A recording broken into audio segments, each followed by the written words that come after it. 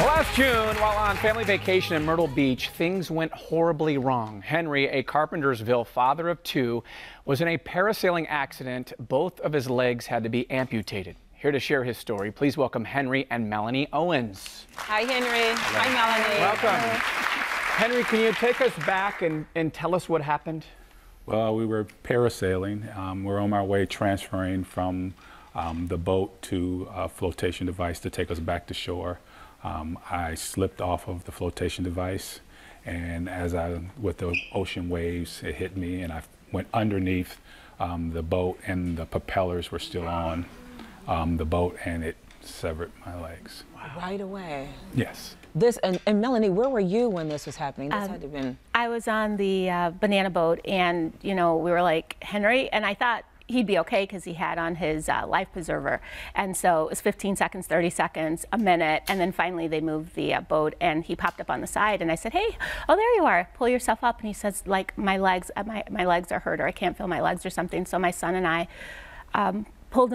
tried to pull him, and we couldn't. So someone jumped down to help us, and they pulled his swimming trunks, and we pulled his arms. And as we pulled him over the boat, one leg completely fell off, and then the other leg was completely mangled. And yeah, so we tried to rush to get him back to shore. Right, I know a coma was induced. Doctors obviously are able to save your life, not your legs, but you have been incredibly positive, and people talk about your spirit. This happened less than a year ago. 9 months, right? 9 months. A lot of times it takes people years. Yes. I mean, how have you been able to rebound? Well, old saying, my father, may he rest in peace, told me that you can't cry about spilled milk.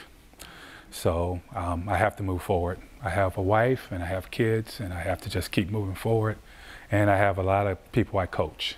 So all the players, I always tell them to work hard, so I have to do the same. Right, you're a basketball coach. Basketball and football, yes. Yeah, and how has the community been there to support you guys? They've been wonderful. As soon as they found out, they came over and started building a ramp. Excuse me, my neighbor came over and started building a ramp.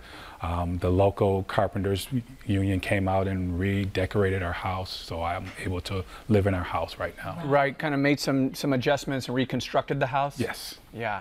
What has been the most difficult part? Not being able to do what I used to do. I was a very independent person, and now I have to rely on people, and that kills me probably the most, is relying on other people, because I'm always helping others, and now I guess it's coming twofold and coming back to me, and people are helping me, but I'm just not really that person. Right. And what lesson has that taught you? That is something that you just said, really important. Be humble and be patient. I want to walk right now, and I can't. I'm working on prosthetics, but it takes time, and I'm ready to go right now. Right. I was expecting to be walking right now, but it's just a process. I was going to ask you about the recovery, because I feel like 9 months is like it just happened, but I'm looking at you, you seem like you're ready to walk. I can tell, like, your energy, and you're just ready to go, but how much more do you have in the recovery process? It's a long process. It is a long, are we talking years? I'm hoping not. Okay. My goal is hopefully like another 6 months or so. I'm hoping that I'll at least be able to walk with maybe a cane or crutches. Right. But right now I'm just going to physical therapy 2 times a week and just working as much as I can to be able to do that. I know that you have your sons here in studio. How have they been for Dad and coaching them as well? They've been wonderful. It's kind of rough on them because the youngest one was still in the other boat, but the oldest one was right there, and he's seen it, so it was traumatic to him, of course. But they've done everything they're doing now. They have to shovel snow, because I still was doing that. Cutting grass and things like that, taking out the garbage. I was still doing it. I know I was spoiling them, but no. Yeah, that's what kids are for to begin with, man. It's so funny you said. I just had this conversation with someone yesterday telling me you shouldn't be washing dishes, your kid. But that's what we do as parents. We do kind of do stuff, and we don't have them do as much as they need to be doing. But they're doing it now, and I'm sure they're doing it with a helpful spirit. Yes, they are, definitely. Yeah, yesterday I was helping Val load her car, and I go, you're going to need some help unloading all this stuff. And she goes, that's why I got the little ones. That's her job. Well, Henry, we know that you have touched a lot of lives, including one of the kids that you coach, Kyler. He's actually here today with his dad, Scott. Come on out, guys. Thanks,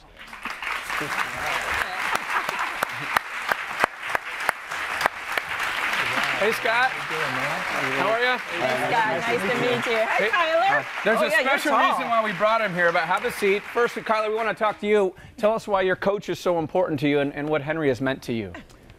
So when I played feeder basketball, there were 2 teams, and I was on one of the teams that Henry, he was the coach of the other team, but sometimes on the weekends during our tournaments, our coach wouldn't be there, so Henry would come help coach our team. And those were, they were like usually the games that we would win, because he was just Good coach. he was really just enthusiastic, just good coach, just really cared for everyone, Yeah. So does your other coach know that he now is your favorite coach? Next to his dad. Next to his dad. Scott, let me, I know you teamed up with Project Spark, and you did something really special. Can you fill us in on that? Yeah, sure. We were able to get a van and modify it to help Henry with his transportation needs. We had done a certain amount of modifications because we were trying to keep this as a surprise for Henry. So there's some things that need to be done, but we couldn't do it till he knew. But we basically modified the inside of the van and installed a ramp so we can have an electric scooter secured in the middle of it to help with transportation. So you can drive that in and out. And future mods, once we get you in it, we're gonna once you get certified to drive, we're gonna put hand controls, throttle and brake hand controls. So you have to There you go. Yeah. Scott, why was this so important? Why was this so important for you to get involved with and do? Because you really had a strong hand in making this happen. Yeah, well, you know, so Kyler spoke a lot about Henry, and there's a lot of stories out there. I don't want to go through the countless stories of Henry and his selflessness, but you know, he's very good with the boys, and I'd witnessed a lot of different things with him, the way the boys act with him, the way he's impacted them. And I'm sure he doesn't even know, and I'm sure he's surprised when I walked out here. He wouldn't expect me to come out here. Yeah, well, hopefully you are surprised. Take a look at the monitor because the van is actually outside. Yeah, It's here today. So there you go. Look at that. How much is this going to help, Henry? It's going to help a lot. It's definitely going to help a lot because right now I use pure strength to get into the car. Pure strength. Because I just push myself up in there, and now I can just roll in there. And I have to use a wheelchair. I couldn't use a motorized because nobody can lift it up, but this is great. Yeah. Anything you want to say to Scott?